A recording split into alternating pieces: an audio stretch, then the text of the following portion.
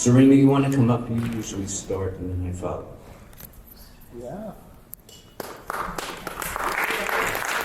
Hi, everybody. Welcome to the Brooklyn Jewish Hall of Fame. This is an annual event, and just to give you a little bit of background on BJHI, it stands for Brooklyn Jewish Historical Initiative. And if you could possibly believe it, before we got started, a little over 10 years ago, nobody had put together those words, Brooklyn and Jewish, in a historical sense. Nobody had documented Brooklyn's Jewish past. There was nothing that talked about the influence of the fact that Brooklyn had, at one point, more Jews than Israel. We had a significant Jewish presence in Brooklyn, and the idea that all of the people that had come out of Brooklyn, famous people, regular people, people in literature, in the arts, in entertainment, in sports, that nobody had thought to put those two words together and say, what was the contribution of Brooklyn's Jewish community? So we got together. Howard was the brainchild.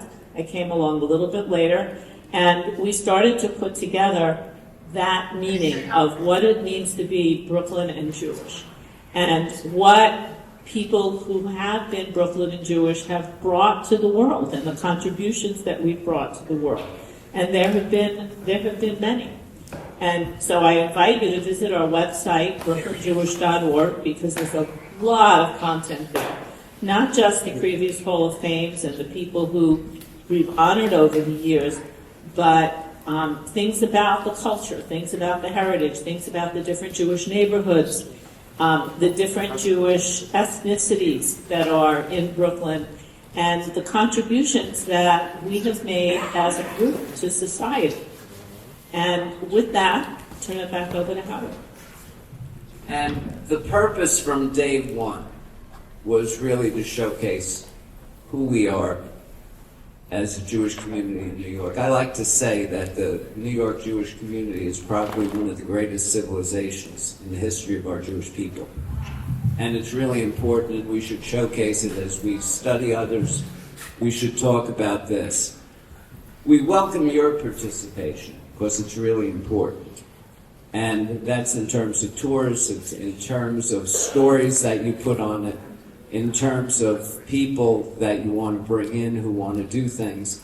We reach about 500,000 a year now through the website. We have a Facebook page, Brooklyn Mishpucha. It's a group page, which has over 1,000, I guess, who participate pretty regularly on it. And so it's been an exciting adventure for us. The Hall of Fame started a number of years ago, I guess about 8th, something like that. Really what it is about is showcasing.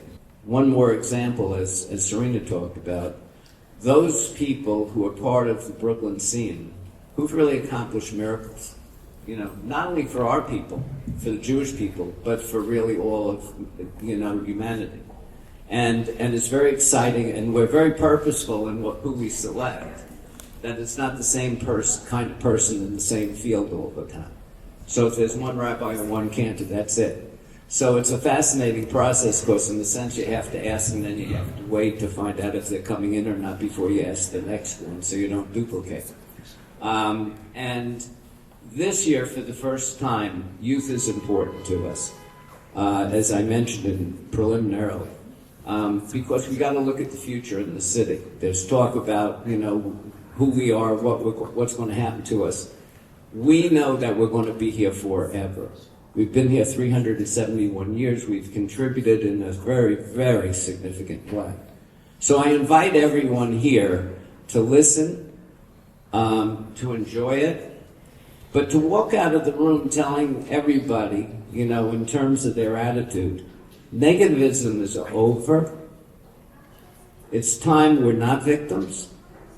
It's time we're talking about all that we are, all that we've accomplished, and continue in that line. So that's really my message for the day, while you're in this room, that there's no place for anything but excitement about who we are and the celebration. talking about that, one of the people to celebrate is a city councilman who's done a miraculous job for us, who everybody likes, except for some. Yeah, but he's getting honored afterwards, so that's different. You're not, and been supportive of us, and we appreciate it, and that's Councilman Lincoln Russell. It is such a treat to be here. That is the nicest introduction I think I've ever gotten. BJHI, I think, was founded in partnership with the support of Marty Markowitz.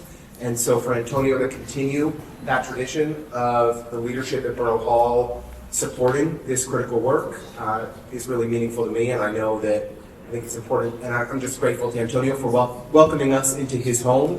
I see Daniel from his team, and I just want to thank him. Well, this has been a challenging time for the Jewish community. Every year, we see the number of anti-Semitic attacks in our city continue to grow. A majority of the hate violence in New York City today is against the Jewish community. And it's against the diversity of the Jewish community. Whether you're from the Hasidic community in Williamsburg that I have the privilege of representing, or we see incidents in synagogues from the east side of Manhattan to Brownstone, Brooklyn. And it's critically important that we come together and do everything in our power to combat hate, and also to celebrate the remarkable diversity of the Jewish community in Brooklyn. I grew up attending synagogue about a block from here. I like to say I'm probably the only guy who had his bar mitzvah in a church because my mom invited so many people we couldn't fit in the synagogue. But this church was a great place to have it. I have a great deal of admiration for this organization and its leadership, especially Howard and Rita Schwartz, who I imagine everyone in this room adores, like I do. One of the truly great Brooklynites. Always is encouraging me to focus on a range of issues across our district, but always to support this wonderful organization. And I really want to congratulate a few of the honorees who are deservedly joining the Hall of Fame. My predecessor, Councilmember David Yaski, who is truly one of the sharpest policy minds that's ever served in the City Council. The work that he did in our district, in District 33, continues to have reverberations decades later, and in the best ways. And mostly business. But it's great to be here with David. I really want to thank him for a lifetime of great public service, from his time with Chuck Schumer, to his time in the City Council, to his time leading the TLC, to his time in the governor's office, and so much more. David has just made remarkable contributions to making our city a better place. For whenever there is an incident impacting safety in the Jewish community, we all call the same person, and that is Chief Richie Taylor. And I don't know how all of us are able to talk to him at once. There must be 2 or 3 of you. But we're grateful for your commitment to our collective safety. You're an integral partner in everything we do to keep our community safe in District 33 and across the city, and I really appreciate it.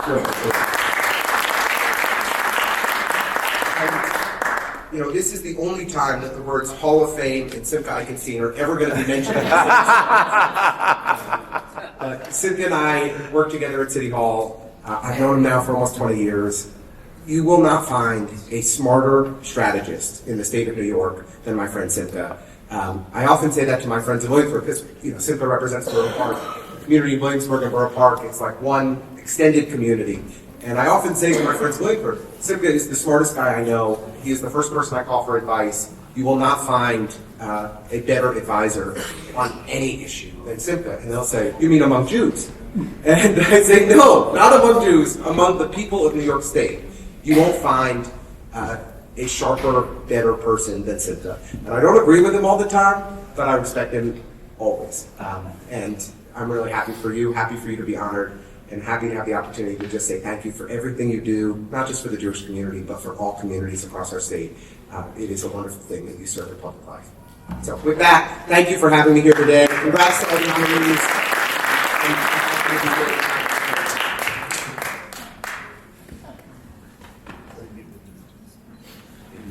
And I must say, Judy, John, and Raul, you just saved a couple of minutes because you don't have to do the intros of the inductees. They've been done. I'd like at this point to ask Daniel Abramson, representing the borough president, to come up. But more than that, he's been such a supporter of what we're doing, getting this room, working with us, and being a real ally to the Jewish community. We owe a lot to who he is, and what he's done. Daniel Abrams. Good afternoon, everyone. I hope you'll pardon the cough. I'll try my best not to cough all over you guys. But I want to welcome you guys all here. Welcome the Brooklyn Jewish Historical Initiative to Borough Hall on behalf of Borough President Antonio Reynoso. As a proud fourth-generation Jewish New Yorker and Brooklynite myself, his great-grandparents first found their way to Bensonhurst, and who now is raising my Jewish family in Park Slope. It's really an honor to be here with you guys to celebrate the history of Brooklyn's many Jewish notable figures, and what a roster we have today. Like Councilmember Ressler, I was honored to work at City Hall with Assemblymember Eichenstein. I've had the honor of interacting with many of the other honorees as well, and it's really a diverse and impressive group of Brooklynites, Jewish Brooklynites that you've put together. I also want to thank Howard. You have a fearless leader. Howard was, always emailing, calling to make sure that your organization gets what it needs, especially for this event. So, welcome to Borough Hall on behalf of Antonio Reynoso. This is an exciting event, and I look forward to hearing more details about all the honorees today. Thank you. It's great to have the deputy police chief here because he just said to me, I got to get out of here, so you got to get me up. And that's after coming in late. So, but he said he's meeting the police commissioner and he has an event afterwards that's really important. So I'd ask him to come up. We're so pleased that you're getting on, you've got to get here. And we'll come up and take the award as the first one.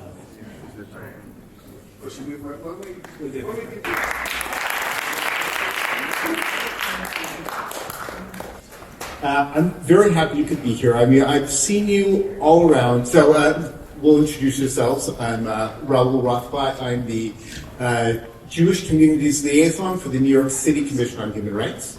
And I've seen Deputy Inspector Chief, all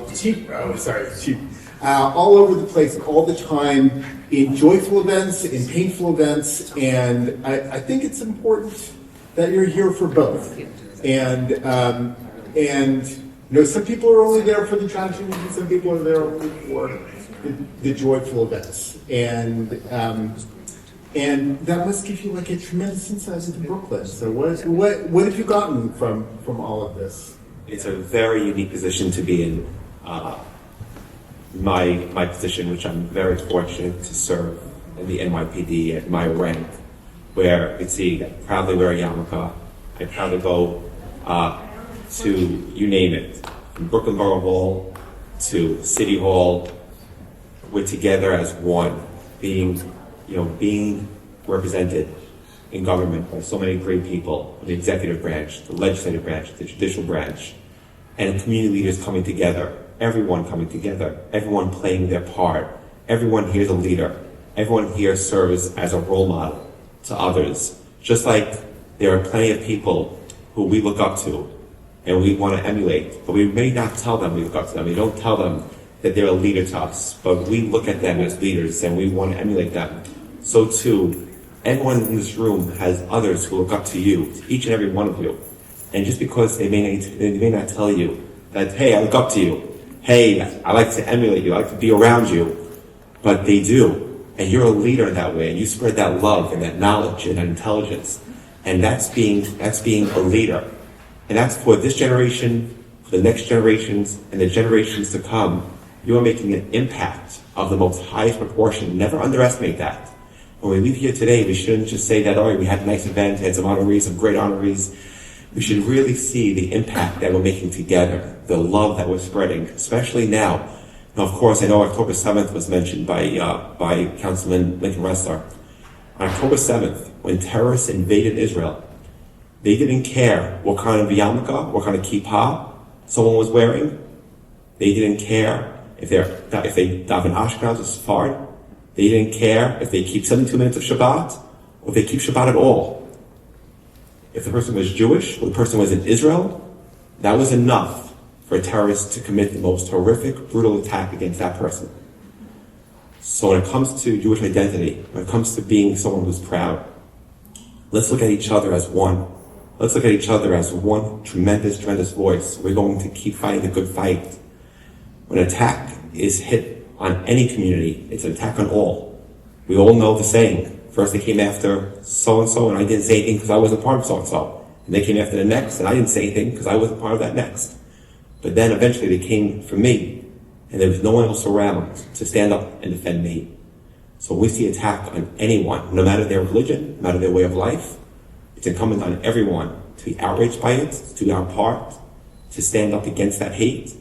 I know that's what everyone here is doing. That's what everyone continues to do. We're showing up and showing up and showing up, which is what we're doing right here, right now, to Howard, to the organization that you do beautifully. Not just Brooklyn. I know I've been with you in Manhattan. I know I've been with you just with so many great, great things that you do. Your board, the impact that you're making is tremendous. A lot of times when you're in the box, you can't see the box. But take a look outside and look at what you're doing. Look how much love you're spreading. Look how much knowledge you're giving. Look how much unity that you're really solidifying. And it's just tremendous. That's what I mentioned. David Yaski, who I got married when I was 20 years old, and really my first job, I actually worked for David Yaski when he was a city councilman. And I learned so much from David. I know then he went on from being a city council member to being commissioner of the New York City TLC, Tax and Limousine Commission. Just a tremendous leader. So David, it's amazing to see you again. Thank you. Thank you, yeah. And so Brooklyn, to the other honorees, of course, Sylvan Simchaxi, like a brother, just a tremendous leader. We were just together just a couple nights ago at we had a beautiful event. There's an organization that gives toys to families with special needs. A lot of families, unfortunately, have challenges, have struggles. So it's a lot of pain behind many doors. And this organization where if there's a family with a special needs child, an organization invites all the children from that family. And so just there with some of the 19th supporting that with David Eskil, Ari Herzl. Thank you very, very much. The leaders here, Joel Eiswofer, just a tremendous leader, a brother, a friend of the highest caliber. Thank you. Yeah, I just wanted to, I just had to run to the other honorees. That's humble Joe. Go ahead, ask one more question. I don't know if you can do this briefly, but one thing I think people don't understand is how deeply the Jewish community and the NYPD work together. And can you just let people know how really successful that? I guess it's a leading question, but I think it needs to be said, and I think you've got some perspective on that. It's a great question, and you see it every day. You see it when it comes to house of worship, shuls. We have police coverage by institutions. We see a Torah procession when someone dedicates a new Sefer Torah to a synagogue. Police officer is there walking with the congregants, walking with people in the streets. You see it by the high holidays, of course, Rosh Hashanah, Yom Kippur, Sukkot. We make sure that we're present there. Passover, Tashlith, and Bell Parkway, and Bay Parkway for that entire week. You see a large police presence. And just the fact that you know all these things, I mean, this is a knowledge that's within the NYPD, and, we can't take that for granted. Absolutely. Our cops are coming into, I know Joel, as a board member of the Holocaust Museum in Lower Manhattan, Joel serves as a proud board member there. We did so many great events about the dangers of anti-Semitism and hate. We've had the mayor there, the police commissioner there, the chiefs of all the high bureaus of the NYPD there, the cops on patrol, the Holocaust trained, that they saw firsthand the dangers of hate and where it could lead, and how the Holocaust originated, how Jewish people in Germany had regular normal lives, they were leaders, and how that transformed practically in some ways overnight, how time flies. So we teach our police officers about the dangers of hate. We're very lucky in the Community Affairs Bureau, the NYPD, where, of course, every police officer knows the importance of police community relations, but how much more so we have community affairs officers who are embedded in the community, who know firsthand just how important it is to work hand in hand, where you have their cell numbers of community affairs officers, you have their personal cell numbers, and community affairs officers answering the phone on duty, off duty, on vacation with their kids, right? Mary, my wife is here. Mary, she knows all about it. So yeah, If you it's just want a to know tremendous more, just relationship. give me your text. But we have a 1-minute surprise for you. If Joel come over and do it. You know, the greatest friend the Jewish community has ever had as a mayor has been Eric Adams. But it didn't come out of nowhere. It came because of people like Joel and Richie and many others.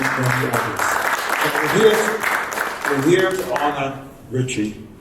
And Richie has been a great friend of mine, but more importantly, he's been a great friend of the entire Jewish community, helping protect us from whatever could be out there. He's a person that you have to call in the middle of the night, anytime, anywhere, any place. He will be there. He will be there to help us, to protect us, to do the right thing.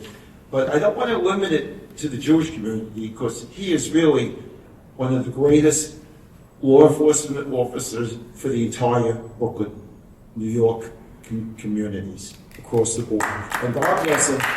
But when he walks around, you know, the short guy over here, towering over everybody, and that keep power as evidence, people get the message. Our community, our community, give back. And we are part of America, we're part of New York, and we're not just some outsiders. And God bless Richie, long life, successful life, and successful career. I love you, Richie. And that comes from Joe Shami, who's a wonderful member of our Hall of Fame from a few years ago, and a future one. Joel, you want to say 10 seconds? No. Yes, good. Okay, so thank you. No, you can't. No. And by the way, congratulations to my cousin Serena. Yeah, he took over the whole, no. Thank you very much. So next, and I'll stay up here, because I have the good fortune to actually give the award. We're going somewhat in alphabetical order. We took him out of order because he has to consider. If Emily Austin could come up.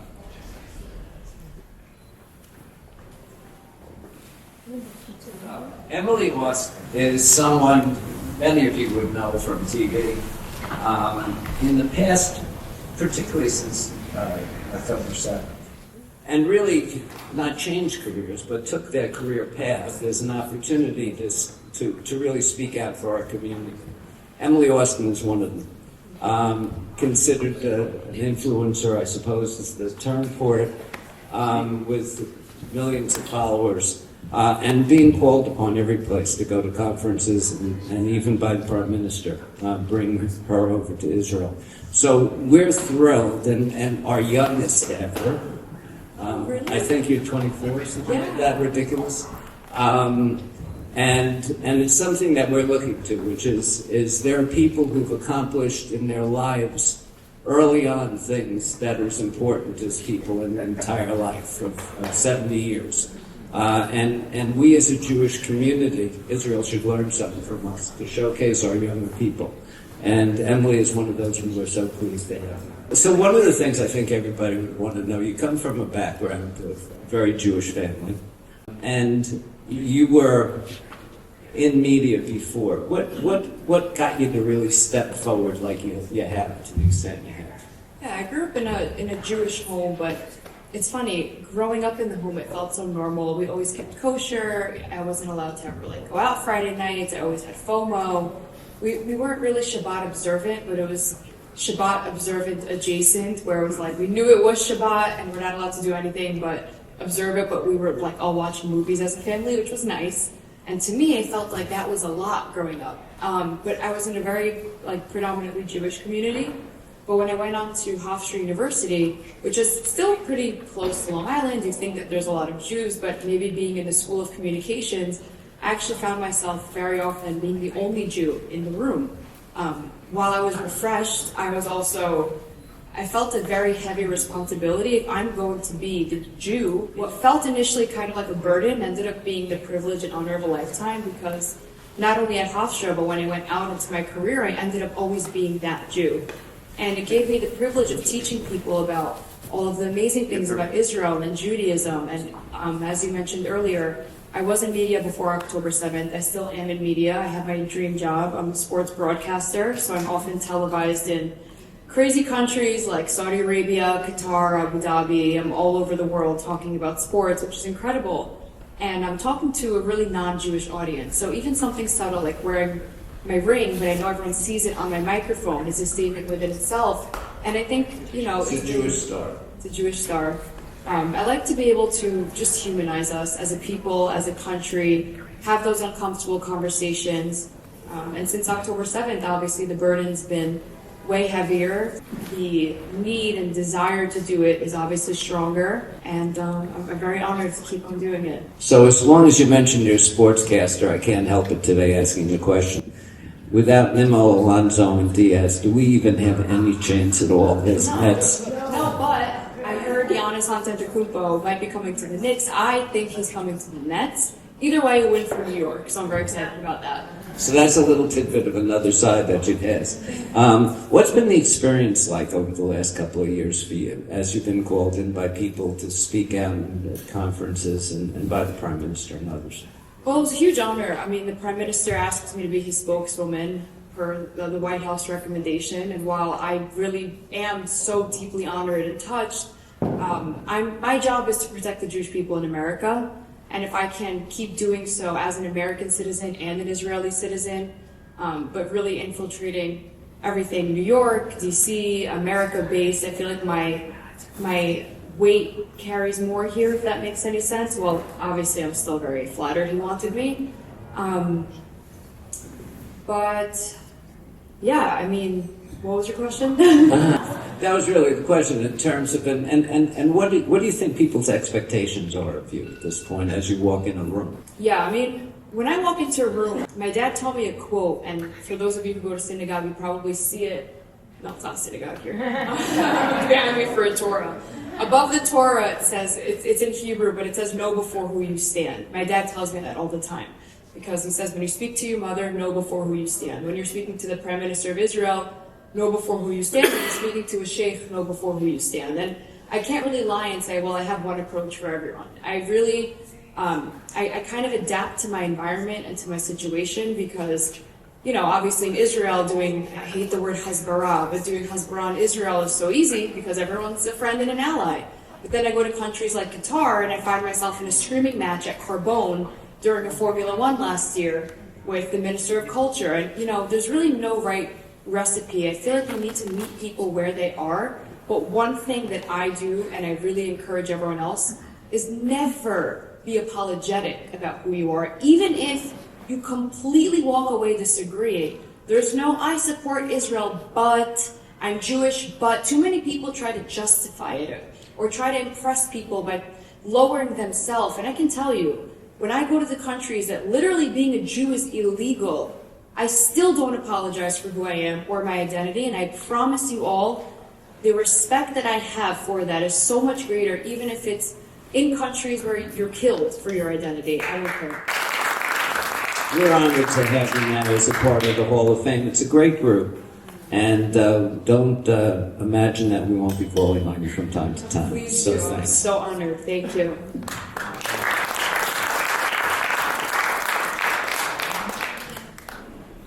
Well, actually, we're going to have Ron Schweiger and Assemblymember Eichens. Ron is a member of our board. He's a Brooklyn historian, and you'll find out everything about. Actually, we know from what was said before all about it.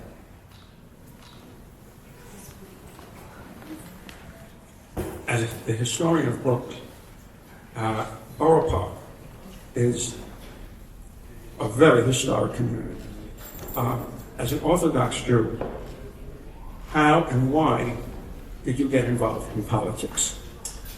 Sure. First off, let me just take a minute to thank the Brooklyn Jewish Historical Initiative. We're a very diverse community, yet what connects us all is our faith. And you highlight our traditions and our culture. So thank you for all you do, and particularly to the board of the Hall of Fame. It's an honor for me to be here as a huge sports fan. Anything with the word Hall of Fame just gives me chills. I thought I'll be trading in this jacket for a gold jacket today. So, but seriously, thank you. It's an honor for me to be here. Borough Park is an historic community, and it's an honor for me to represent this community. You know, there are many reasons why someone is in elected office, in government, in politics. Those that get involved because they want to run for office one day. There are many reasons to get involved, but I wasn't one of them. To be honest with you, running for office was never on my bingo chart. In fact, I know it's going to sound a little weird now, but I am naturally a very shy person. But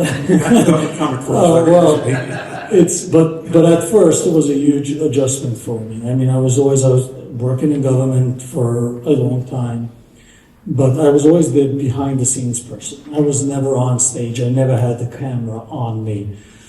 And when my predecessor announced his retirement, I still wasn't sure that I actually wanted to do it.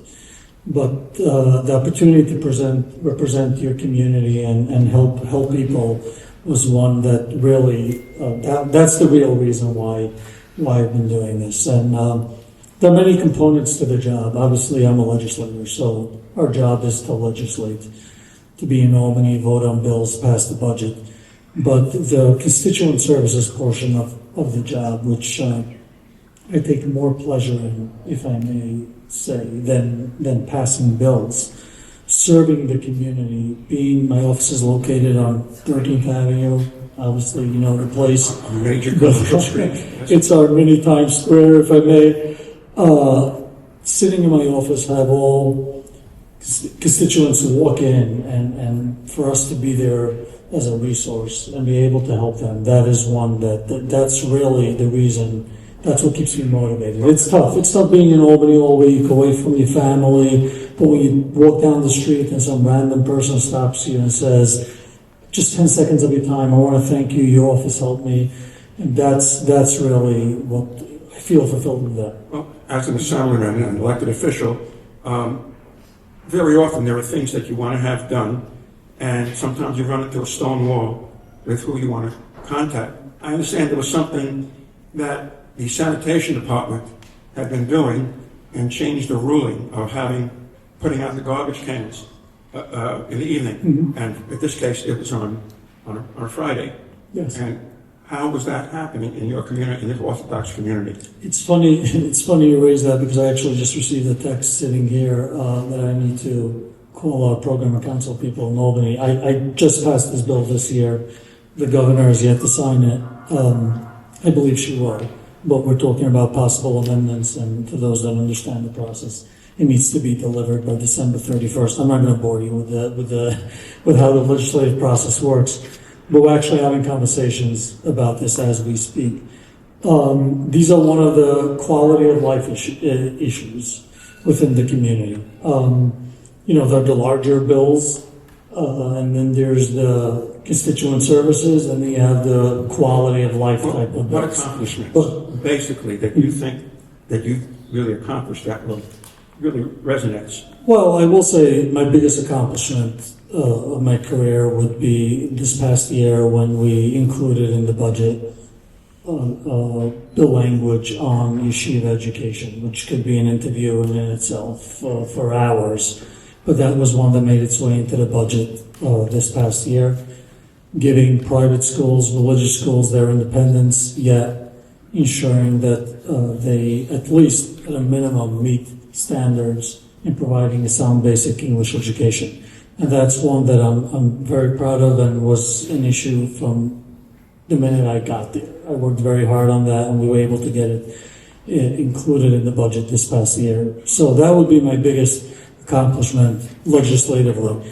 But then there's the smaller bills, as you just said. I don't want to refer to it as a smaller bill. The quality of life bills.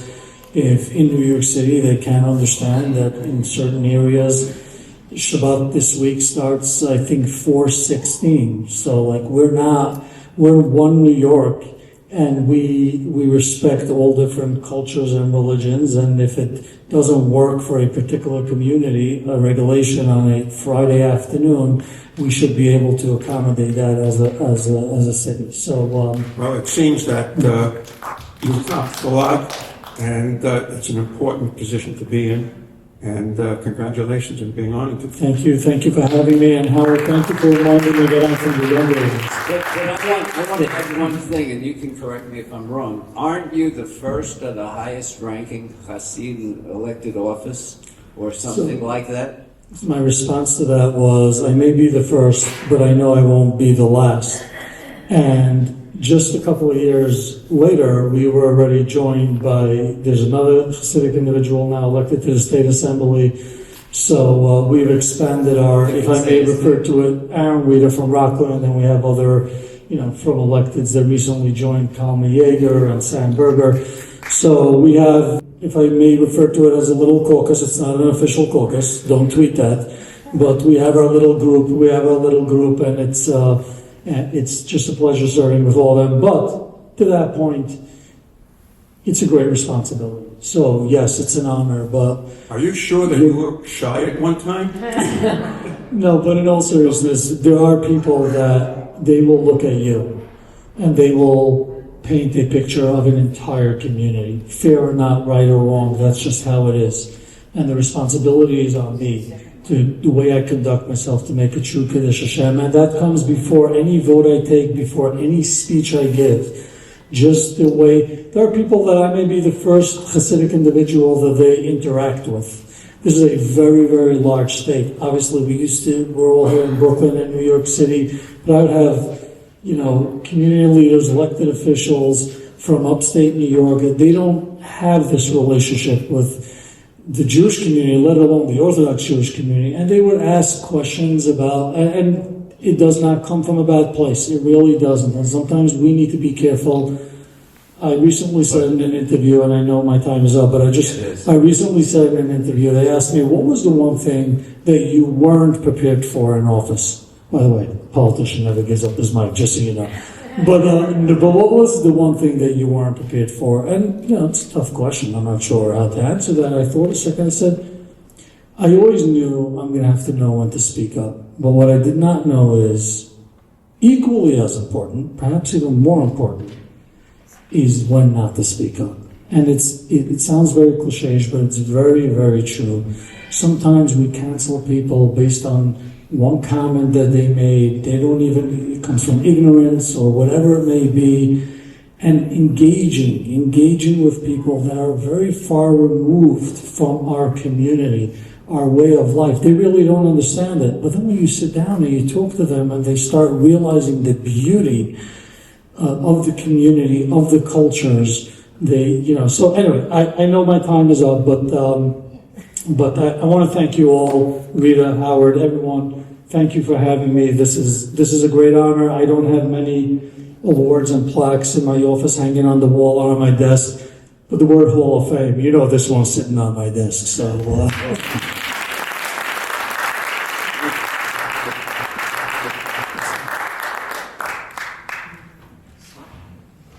And I just give a little plug for BJHI in this. The more we can get out, the more we can get your stories, the more we can get everybody involved.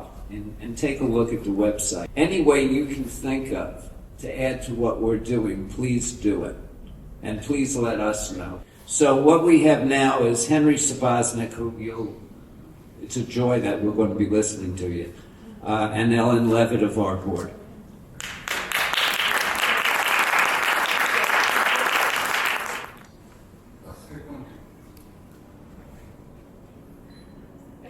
Good afternoon, everybody.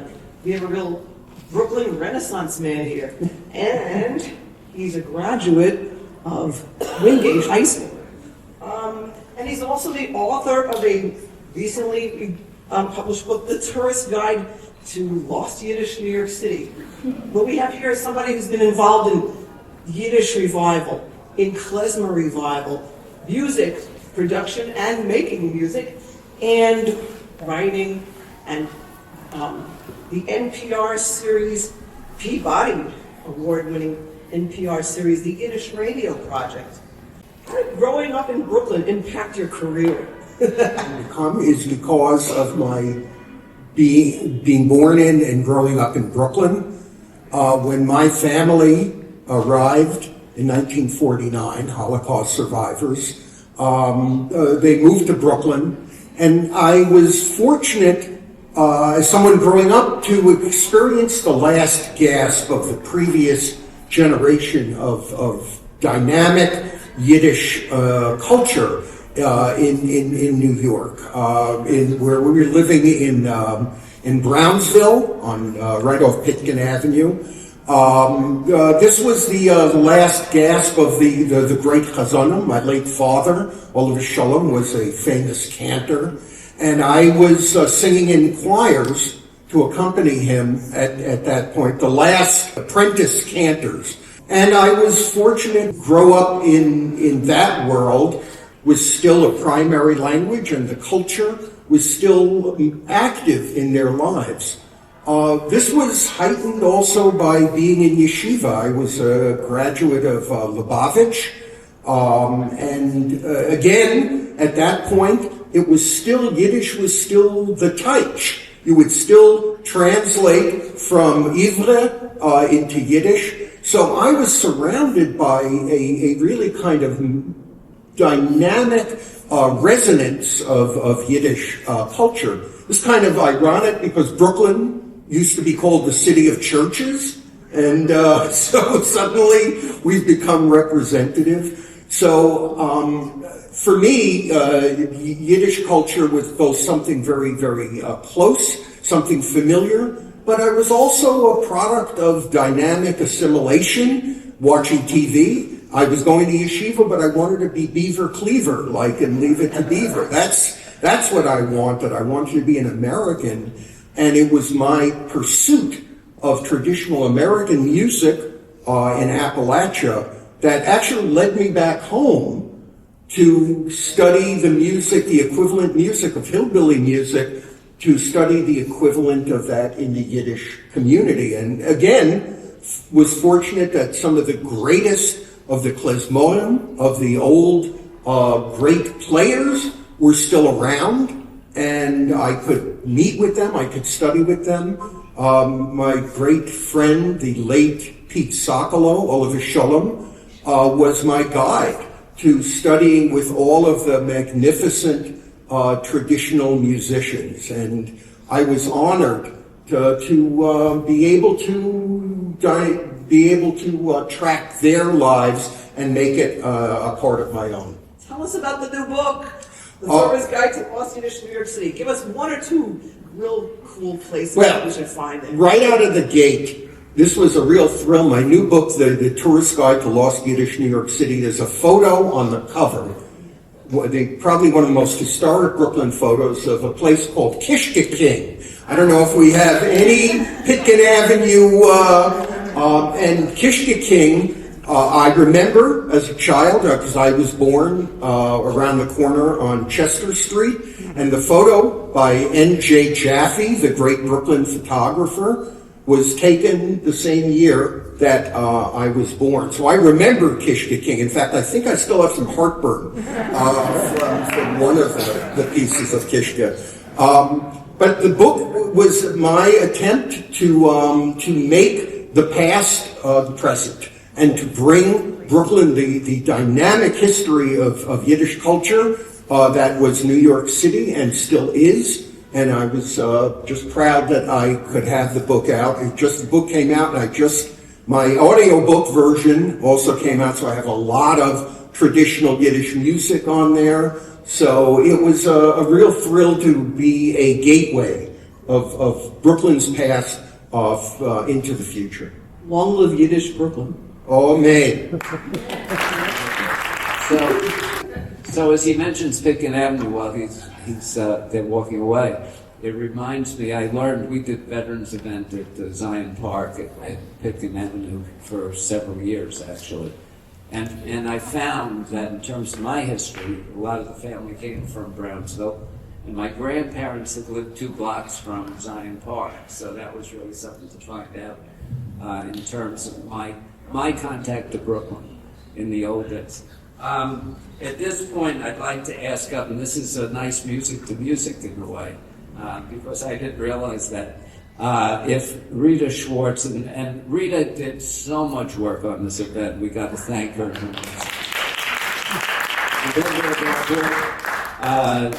Vice President, I think, and Bazi Schechter, who I think probably everybody knows and admires, and I do originally from BJHI.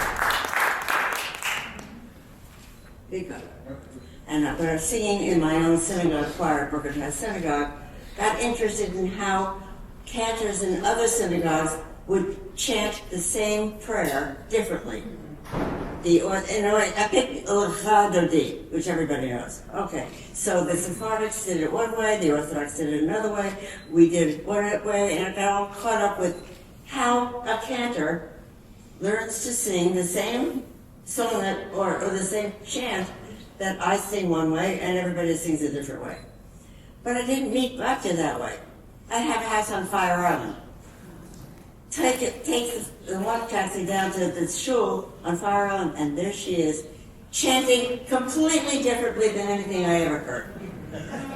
Born in an Orthodox Jewish community in Brooklyn, she became, you explained it, Ramamu.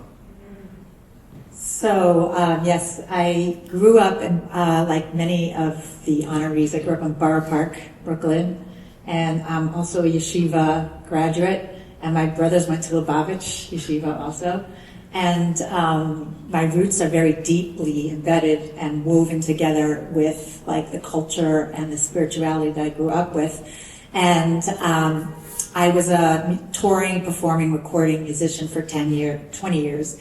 And then wanting to bring my life into more family, I pursued a career in cantorial so that I could, have more parnasa and more grounding and more community engagement.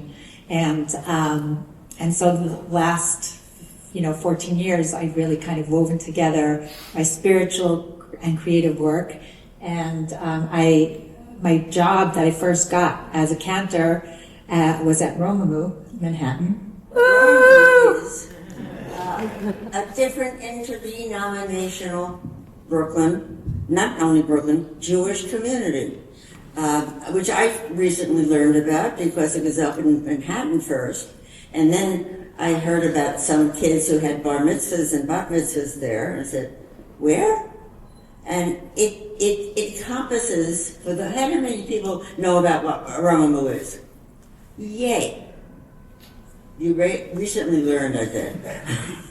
Because I recently learned. It's an interdenominational, whatever kind of Jew you want to be, that's where you are. You can be spiritual. I first heard, by the way, the kind of instrumentation that I had never heard. When you go to a service at the beach, you don't pray to the Torah, you pray to the tree. And you bend and bow to a tree. And she's playing something that I never saw. What's that box called? It's here. You have it with it? I have it with me. Show us. Yes, so this is one of the prayers that we regularly, and it's echoes a lot of the messages that all the other honorees spoke to about unity and love, and really that being our joy and our mission and our connection to our past and our hope for the future. So this is a prayer about tapping into the... One more question. When did you move to Brooklyn from Manhattan? No, I was born in Brooklyn. I know. And then I went to college for 4 years, and I moved back to Brooklyn. Yeah. And then... But when did Roma move to Brooklyn? Oh, Roma moved to Brooklyn in 2017. Right. There are a few parents that were looking from Senish that were looking for a spiritual community. They came to Rabbi David Lindbergh's service in Manhattan after one of the elections, and they were completely blown away and inspired.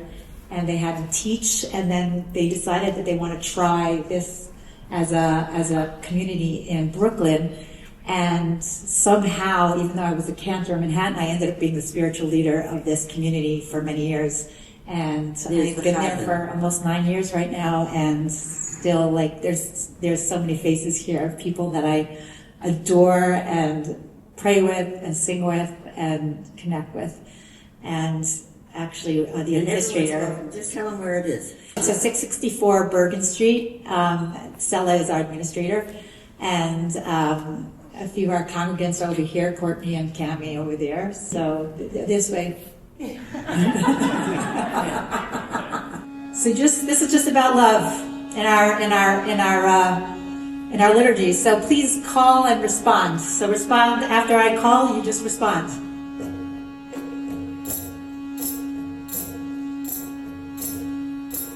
Ahavat olam, Beit Yisrael, Amcha ahavta, Ahavat olam,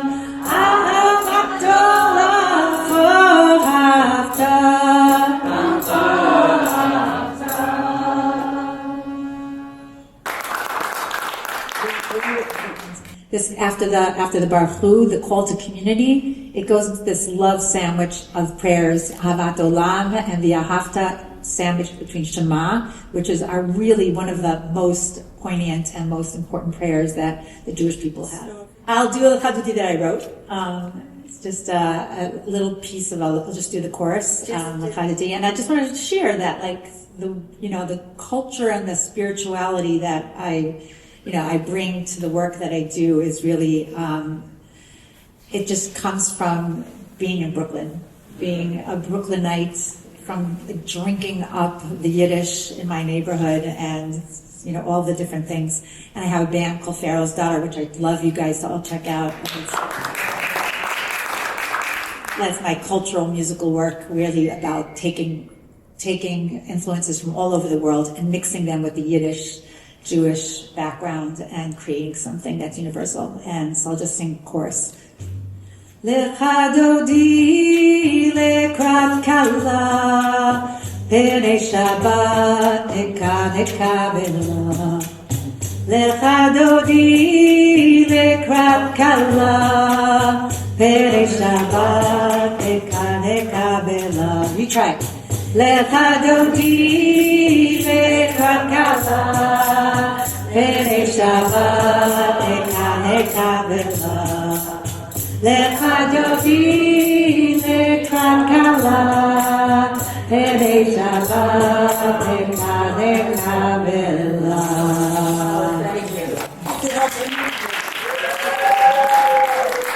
Take a visit to Bergen Street and you find yourself in a different place.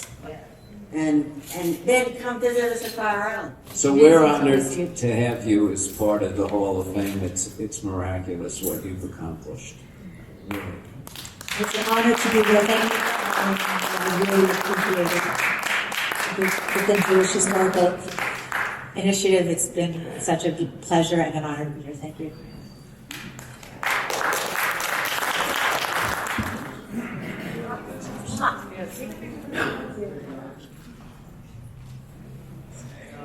And you're not next. You're next after that. I asked our co-chair, Serena Orfei, who's amazing, to come up with Deborah Schwartzman, if she would come up.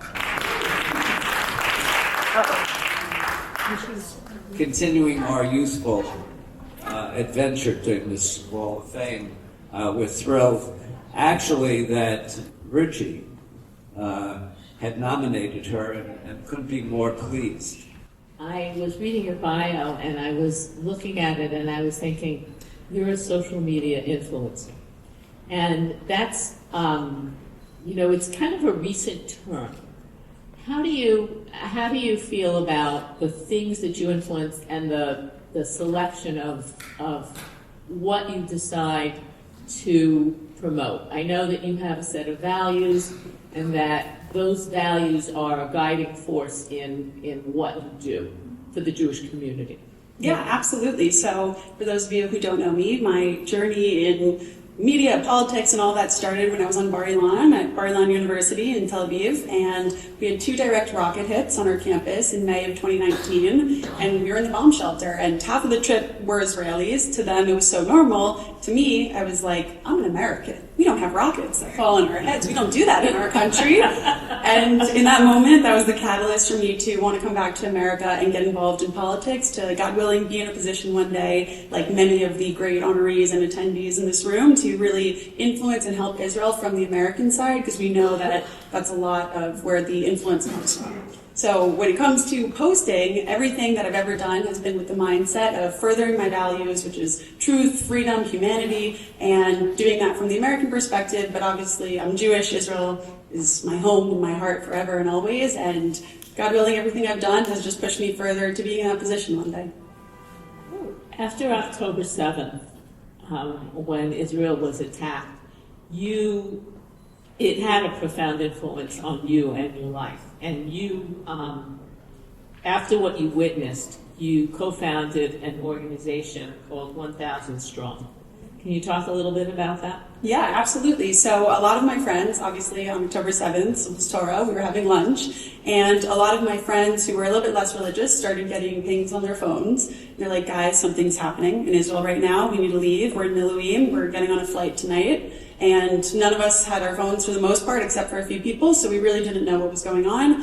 I immediately ran home, and of course, we saw everything unfolding. I didn't care about Shabbat at that point. I never posted on Shabbat in my life. I grew up in a very nice Shomer Shabbat kosher household, but in that moment, it was the first time I ever broke Shabbat to post on social media and let my followers know what's happening. If you're in Israel, if you have friends or family there, reach out to them. And my friends and I knew that we needed to get bulletproof vests and helmets to our friends who were going back to fight in Gaza. So 5 days after October 7th, we were like, how do we help? How can we do something? Which I wish Richie was still here because he was instrumental in this, but our goal was to raise $100,000, have 1,000 people at our event, and get the mayor to come speak. And Mayor Adams has been a great friend of 1,000 Strong. We've had 3 fundraisers, and to date we've raised and donated. It's very important to donate all the funds that you raise.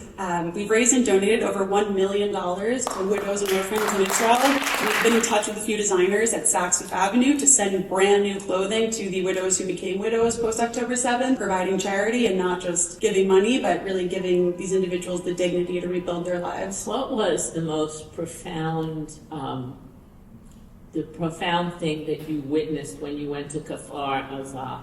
It was really hard. I was in Kfar Aza about less than 3 weeks after October 7th, Zaka, while they were cleaning it up. And I was there to obviously be a witness, but document what they were cleaning up. And in that moment, it was really hard. It kind of changed my worldview forever because it was another Holocaust, but this time in our own country. And that really shook me. I saw how close we were to the border, 30 feet, 10 meters from the Gaza border there. And I just couldn't comprehend how the individuals who were living there, who just wanted peace so badly, that's why they chose to live so close to the border, how they were left just alone and unprotected for so long. And it just unlit something within me, especially in that moment, seeing sorry to be graphic for a moment, but it's important for us to bear witness.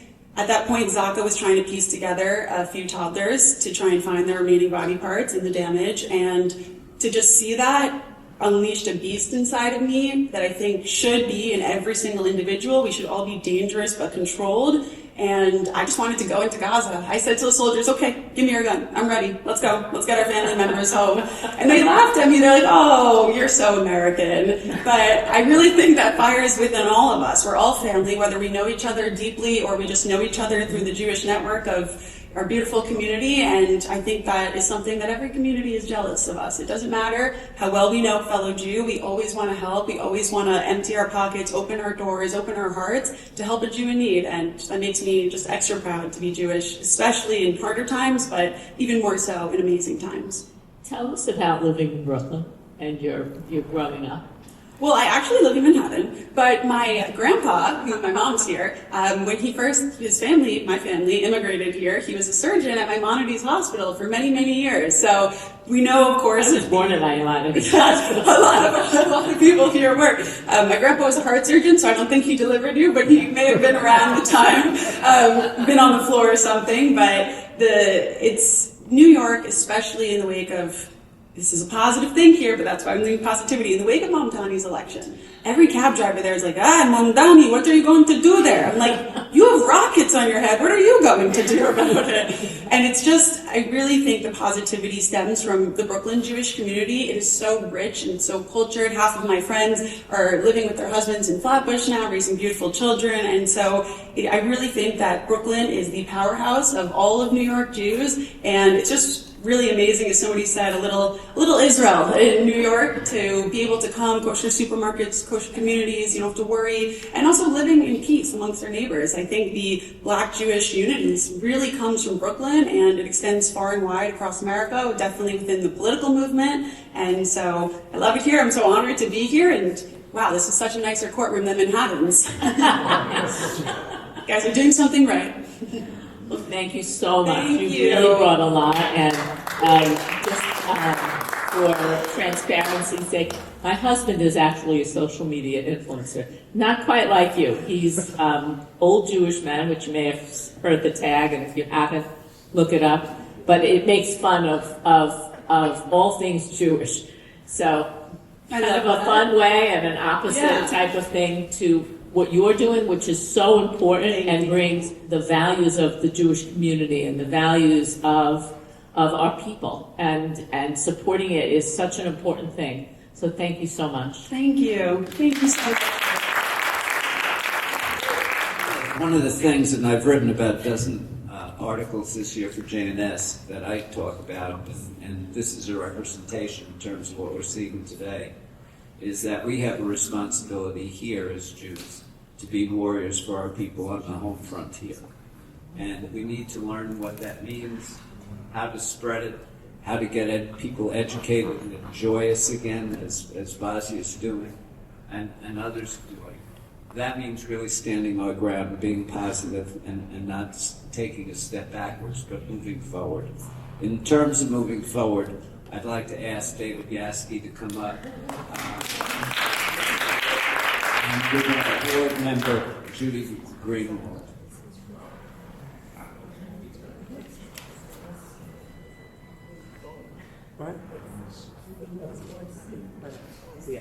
Of course, it's a pleasure for me to present and honor David here today. I realize as I listen to everyone that David is everyone's friend in this room. He seems to know everyone, and they all know him and appreciate him. And, Everyone of a certain age.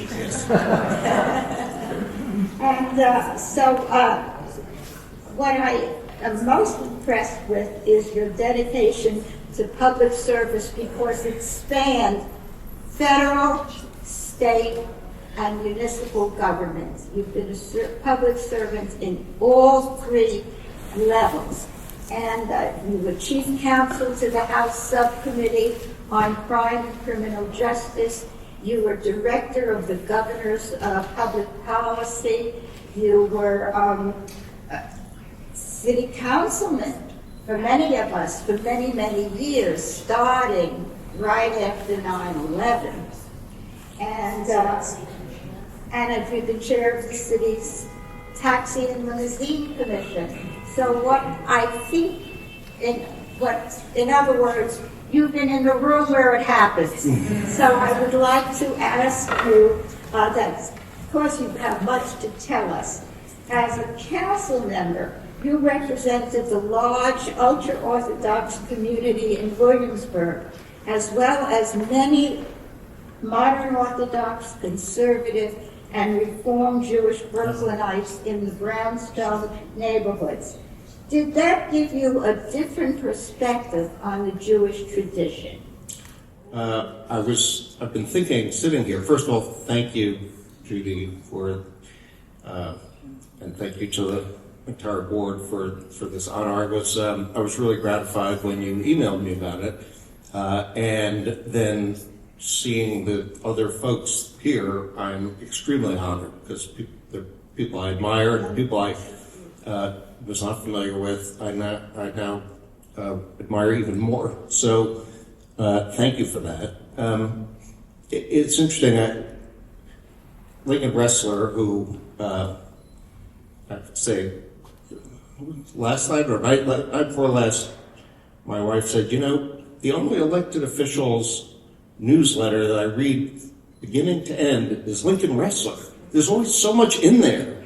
And I said, you know, I thought my newsletters were pretty good. She said, your newsletters were nothing like this. And so it's true. And he is really remarkable. And when he mentioned that hate crimes, you know, that in New York, it's not a great distinction, but the community that is most often the victim of hate crimes, and I'm positive, and I am positive, is the Jewish community. And just when you were saying that, when I worked for the House, we passed hate crimes law that created federal penalties for hate crimes in certain circumstances. You know, the federal government doesn't get involved too often, ideally. And at the time, hate crimes against Jews were in New York the most common. And when I worked for the governor in 17, 18, 19, 2017, 18, that would, we hate most common, you know, the group that was most often the victim of hate crimes was the Jewish community. And it's still true. So I don't think it's a case that, you know, things are always the same and you never make progress. I wouldn't have been in government all this time if I believed that, and I absolutely don't. And I think that, you know, we do move forward, but maybe it's not linear, you know, it's a two steps forward, one step back sort of thing. And so pleased by this invitation is I admire the effort, and I'm very grateful to you for the effort to keep the Jewish community strengthened. Unified is a funny word because at least I was brought up to believe that part of Jewish culture is disputatious and arguing quite a bit, but always in good faith and never with rancor or never with enmity. And I think we do, as Jews in New York and in Brooklyn, often differ on really important things, but it's important to also maintain the common commitment to the group. And thank you for doing that. That didn't really answer your question, but it's it taught me that the Jewish community was even more diverse than I realized. I was raised in a Reform household. I was not all. I don't think that my constituents in Williamsburg, you know, felt that I was particularly. I did think I was Jewish, but maybe not. You know, not that different from non-Jews in my daily life. But it made me grateful to the ultra-Orthodox community for kind of exemplifying Jewish values and for, and it also made me realize how much prejudice there still is that I was not subject to. But I would hear, when talking about issues that involved the Hasidic community, and there was no Hasidic or visibly Jewish person in the room, I would hear people make comments that I realized, wow, that's there's still a lot of bias and a lot of prejudice. So that's my long answer to your question, but thank you. But it leads me to my second question, which is, what government initiatives, if any, in your opinion, best promote racial and ethnic harmony? You know, I don't remember who said it today, but engage. I guess it was Assemblymember Eichenstein. I think things that bring people of different communities, different faiths, but different backgrounds together to engage are incredibly important. And, you know, I'm a lawyer like you are in your family, and not as so distinguished as members of your family in my legal work, but I came into government more from the kind of policy side than the politics side. And a lot of what government does that is more ceremonial is really important, I think, to bring people together in a way that is maybe not where you're arguing about a particular, where are we going to draw where's the bike lane going to go, where there's a winner and a loser, but in a way that people can engage with each other and come away with a little bit more understanding. Now, on another topic, what are some of the unsung heroes you work with in government? Many of the taxi and car service drivers in New York, as you may have noticed, are Muslim. And I also, when I heard so many stories from drivers about after September 11th, people getting into a taxi and saying things to them, and the kind of what Sid Eisenstein said, that people look at somebody in a black coat and yarmulke and they think that's what all represents all Jewish people, and people do that about all kinds of things, including the Muslim community. And I just think that as Jews we have to be, stand up for everybody against that. So many of the government people I worked with, the TLC, which is not a glamorous agency. I mean, I thought it was glamorous, but I'll just give one, for example. Gary Weiss just pops up into my head. He was there for maybe 30 years. He was the head of licensing, and would come in early every day, leave late, push through this whole redo of our computer system that somebody at Morgan Stanley would get paid, no exaggeration, $1.5 million a year to do.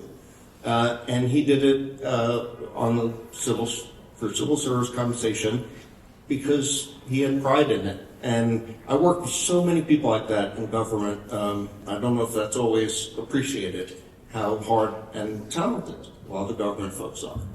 Well, we're honored to have you as now part of the Hall of Fame. Thank you.